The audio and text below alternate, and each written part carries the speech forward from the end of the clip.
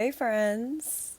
I wanted to check back in after my last video about sobriety. A lot has happened since then. Some growth, some hard moments, some quiet ones, some loud ones, and I figured it was time to talk about it again. The video you're going to see of me talking was filmed around Christmas, and that was kind of an update there. And a lot has happened even since that time, so today is me filling you in on that. And while I'm doing that, I am watercolor painting. I wanted to do something new. It was a little set my mom got me of a bunch of animals that you can watercolor paint, and I've never done it before, and it just seemed something imperfect and gentle that I could do to ground myself while I speak about hard shit.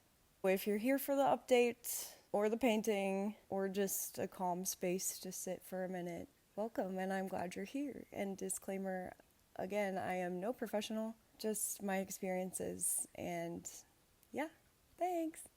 I'm rusty already again. This is crazy. I'm watching this back again, and I hate that couch. I hate that couch. I hate it. I have a new couch now, and I just have to say how much I hate that one. Thank you. Hi again. It's been a minute. You won't believe what's been happening to me since I last posted. After I posted that video, slaying, I had plenty of goals, but shortly after that, I got sick, which is fine. I can handle a little cough, a little sneeze, a little tickle here. This is a bad idea. Ah, no, that's not what I wanted to do. No. I don't know what I'm doing. Oh, I did it again. Anywho, I think from being sick and not moving for days, I tweaked my back somehow, or if it was just like that sick sleep where you're just slumped to the point where I was pretty much bedridden. If I was getting out of bed, it was like I was being cranked very slowly. I was actually able to move. I had to move around like CP3O because it was so bad. Getting through that was very painful. I was stretching when I could, but it was just so painful. It was kind of hard to do any of it. When my back was finally starting to feel better, God damn it, I wish I was kidding. I experienced another death within my close circle of people. That was unexpected. Very, very unexpected. Very, very painful.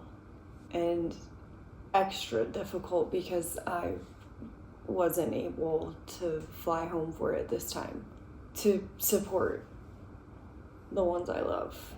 And don't get me wrong, I've got some strong people on the ground. There are people looking over my people, me. I just know it. Doesn't change the fact that I haven't gotten to hug any of them since this happened.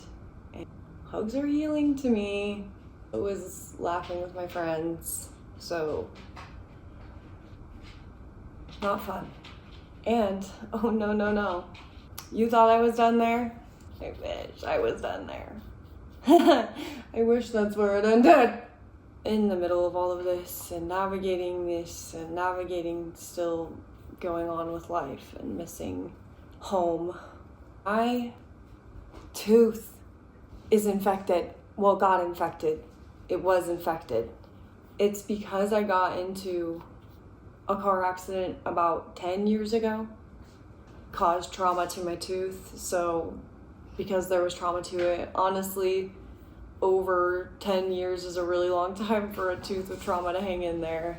I think I'm kind of starting to figure this out. This held in there for a long time, but she did decide to quite literally blow up my face. It was the pain of my life, but it's like quagmire. I just kept saying giggity. I was dry heaving from the pain. I didn't eat for like 5 days. Oh, lordy Lou. I really have been having to roll with the punches here lately. I'm much better now. I'm on antibiotics. It's delayed many of the goals that I had set for myself after that video. I was super scared to post that video. Not easy. We really ripped the band-aid off there, and you guys might regret giving me that validation. I didn't realize how much I needed that. Obviously, I was hoping to find community and support, but the amount of people that reached out to me truly touched me. Also, it was hard for me to grasp the concept of people actually listening to what I have to say, hence me saying so many times in the last video, I feel like the only people who are going to stay to the end are my family, because when I'm editing also, it gets so redundant and I hear myself say the same things over and over and over again, and it's just kind of like, oh my god, put a sock in it. Shut it, girl. Yeah, I didn't understand how impactful it really could have been for people. So getting that validation was really nice. So thank you. Hear how other people are feeling similar to me. It made me feel less alone. And I think as humans, we forget how good it can feel to not feel so alone. Because we need each other. I heard from people I haven't heard from in a really long time. So if you called me, texted me, commented, like showed up in any way, because I'm not kidding when I say the day after, that's all I was doing was answering everyone and listening to stories, and just I felt overwhelmingly thankful and loved. And again, I didn't realize how much I needed that. Thank you, and I'm very happy to be walking another day with you, another day, all of you. Thank you. But I mean it. I can't express it enough how much it meant to me. What are you goobers doing? Children, my slipper? I need to focus. Hang on. Give me a second before I say what I have to say, because I already know I'm going to get mad. With all of that being said, it also made me mad. Okay? I'm a little angry. Because if so many of us feel this way, or can relate to how I'm feeling, right? Then what the hell are we doing? What the hell are we doing? What are we doing, y'all? I'm not gonna crash out. I won't do it. I'm painting. See, this is... This is why we heal our energy. Me included. Don't ever think I am exempt from the things that I'm saying. If anything, I'm number one on that list. Boy, am I. I want to pause here and add something for a second. I want to be honest, watching this back, I'm getting a little bit angry again, because I do feel so strongly about this, and I am proud of myself for calming myself down, but addiction is everywhere, and it's normalized, it's engineered to be accessible, and it's killing people constantly and quietly. People are dying because of the things that so many people are dealing with. And meanwhile, we're scrolling, consuming, arguing about AI, and guessing what object someone is holding. Like, that's the center of reality. And sometimes that contrast makes me feel angry. Sometimes it makes me feel like I'm the only sane person in the room, but that's just when the spiral taking over, because when you look out, there are so many people who feel this way. But it does make me feel completely unhinged for caring so much, but I've just seen it affect and take so many people's lives, and almost mine, many times. I don't have a clean conclusion here. I just don't want to pretend I'm calm when I'm not. And I don't want to look away from something that feels this real. I know it's difficult in today's world to choose to care for ourselves and light and positivity for our day. No one else can do that choosing for us. Obviously, with support, it's easier, and it's like people don't have that sometimes, but even if so, you got you, babe. Instead of I got me, babe, got me, Yes, you got you, and that is the only person that you will have start to finish. That is guaranteed. And it's not black and white. Oh, it's gray, like this. Baby steps. It's stumbling. It's messing up and starting again. And we have to be kind to ourselves. And addiction is a disease. Do not forget that. Because the moment you start beating yourself up is the moment you spiral. The moment we start doing things that aren't cute. And we are cute. Duh. Healing isn't loud or perfect, but it is possible. One honest step at a time. Girl, what'd you find this time? Okay, so how does this work? I think I'm kind of starting to figure this out. Now, with all that being said, number one question that I really have been asked since that video, a little nosy Nancy's you, is if I have drank since. And the answer is yes, I have. Also, I'm drinking a tea, and the little tea quote says, "You are the master of your judgments, your decisions, and your actions." Kind of perfect. I don't think that this negates my progress or makes me a failure. I'm still just as proud of myself now as I am when I posted that. I mean, if not more. I think if anything, I needed to know that I could do it and be okay, that I could walk back out still standing, which is crazy. That could also just be my addiction brain using it as an excuse to drink. But I mean, I also continued to go out sober as well.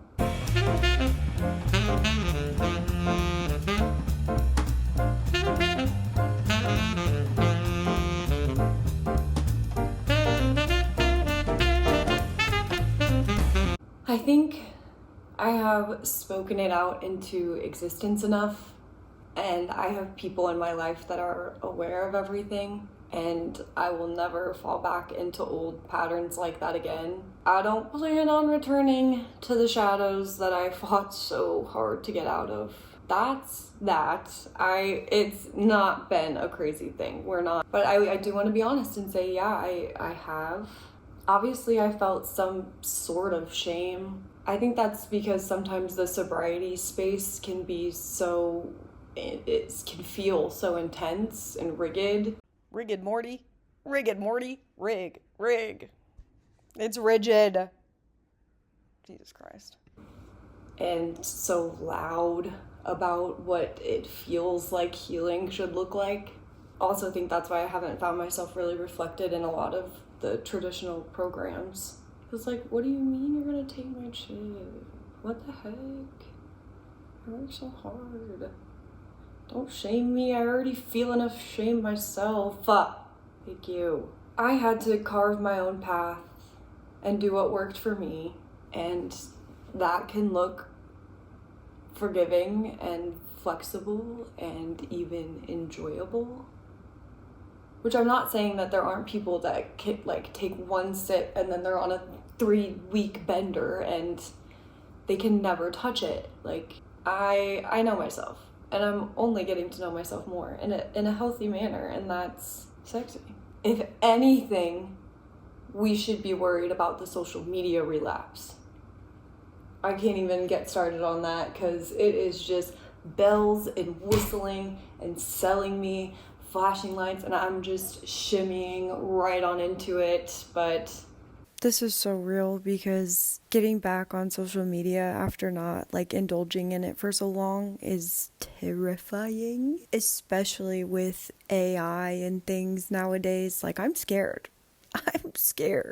And I forgot how loud it is, how fast it moves, how much of it is just built to grab your attention and never let you go. And there's also so much misinformation, so much outrage, so many opinions screaming at once. And I think we don't talk about enough how actually dangerous it can be, and especially for vulnerable people and people with addictive brains. Because like this stuff here, it's wired to keep you here.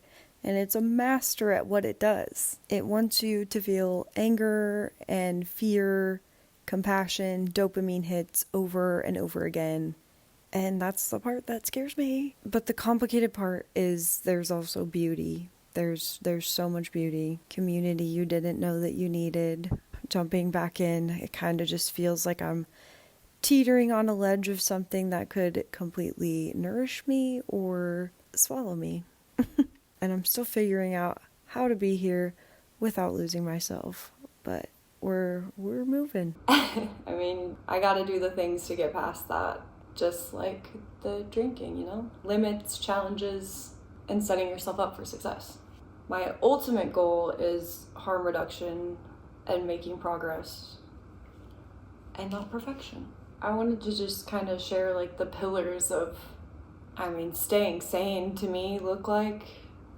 The things that kind of helped me through all of this. The number one thing, the biggest pillar that I would have, that I would say makes the strongest foundation for me personally, is fitness. Fitness what? Which is hard to do and very hard on me. It's too easy. It's too easy. When I have things like my back hurting and not being able to, my face feeling like it's falling off. So, you know, you can't put all your eggs in one basket or one pillar, otherwise it can be difficult when one of those things are taken away. I mean, it's always hard, but you really cannot like have one thing be your all, because you just never know what life's gonna throw at you. You're gonna have to rock to the beat of life. But still, the number one thing for me that correlates with my well-being and overall health is my fitness. Set a goal to do a pull-up or run a half marathon or whatever it may be, just, you know, working towards being better. This is not what I want it to look like. We're learning. Anyway, I know that we hate to hear that fitness is key, but it is absolutely vital. Staying active is vital. Moving your joints is vital. I would say like hobbies, painting. This is not my best work, but it's still fun and soothing to me. Reading. My friends and I love a good game night. Playing with my cats, having a critter to take care of, connecting with nature, finding something, crocheting, knitting, scrapbooking, writing, anything. Finding something that works for you and that you enjoy, and finding the community that likes what you like too, so that you can connect and not feel so alone. Another huge one, music.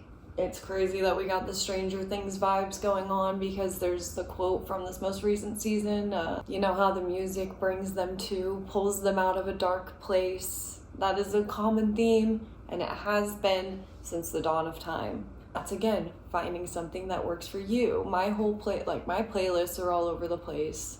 Another thing, support, reaching out when you need help. I am not the best at this. You know what, that's a lie. I'm not gonna put myself in a box. I'm getting much, much better, but I tend to isolate myself and kind of go into a shell of myself when I'm experiencing pain or suffering, because of my fear of hurting others, because of the way that I'm acting or the way that I feel, because I do have intense emotions. Running away from the truth of the things that they would have to say to me. I don't know what it is, but regardless, no excuses. We're choosing to be better than that. I mean, just reaching out, and not only when you need something, but to support them too, and to again not feel alone. Nobody wants to feel alone. Leaning on each other, being there for each other, not running away. Don't do that. Don't do that shit. It's weird. Anywho, it's been hard for me to fulfill and have these pillars because of my ailments that have been going on. And I notice the decline. I can see it happen. I can feel it happen. I can feel the spiral. It's insane how I have to constantly be turning these wheels to keep everything functioning properly.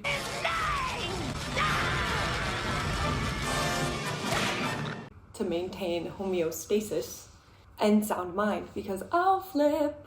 I'm starting to feel better. I'm easing back into things again. I've been having like a week in my life to give a peek into how I lean on these pillars. I'm gonna finish this and I will show you the rest of it. Okay, I'm done babbling, I think. Here's the finished product.